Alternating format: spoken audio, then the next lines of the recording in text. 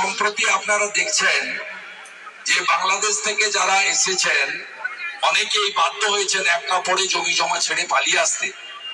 তাদেরকে তাদের আধার কার্ডকে ডিএক্টিভেট হয়ে যাচ্ছে। স্বাভাবিকভাবে নরেন্দ্র মোদীজির নেতৃত্বে যত আইন পার্লামেন্টের উভয় কক্ষে পাস হয়েছে সেই আইনগুলো কোনোটাই আইন হিসেবে থাকেনি, কার্যকর হয়েছে।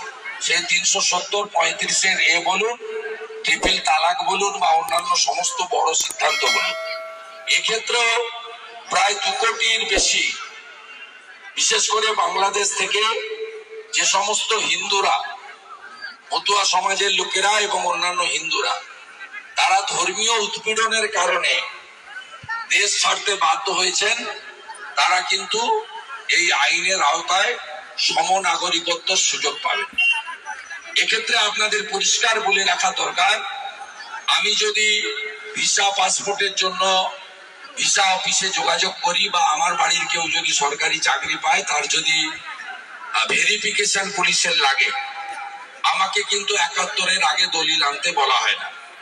কিন্তু যদি বাংলাদেশ থেকে আসা কোনো লোকের ক্ষেত্রে তারা ভিসা পাসপোর্ট বা চাকরি পায়, ভেরিফিকেশনের জন্য যায়, তাদেরকে বলা হয় ৭১-এর আগে দলিল আনতে।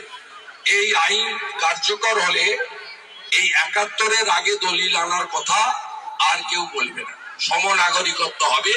এটা তাদের ক্ষেত্রে একটা অমর্যাদা ছিল।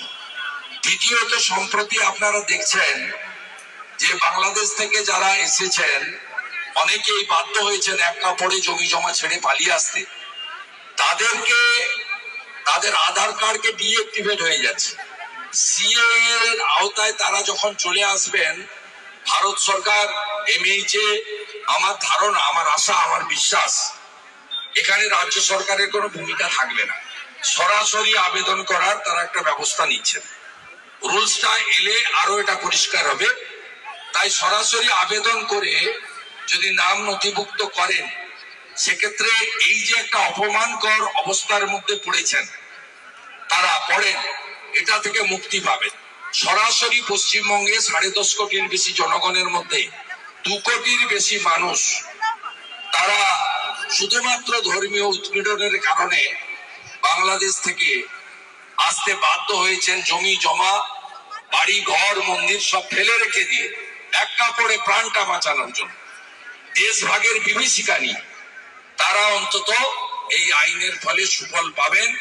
তারা দুহাত ভরে নরেন্দ্র মোদীজি, অমিত শাহজিকে এবং ভারতবর্ষের বিজেপি তথা এনডিএ সরকারকে আশীর্বাদ করবেন এবং ১৯৪৫ থেকে কেপি ঠাকুরের নেতৃত্বে যে লড়াই মতুয়াদের, সেই লড়াই সফল হতে চলেছে।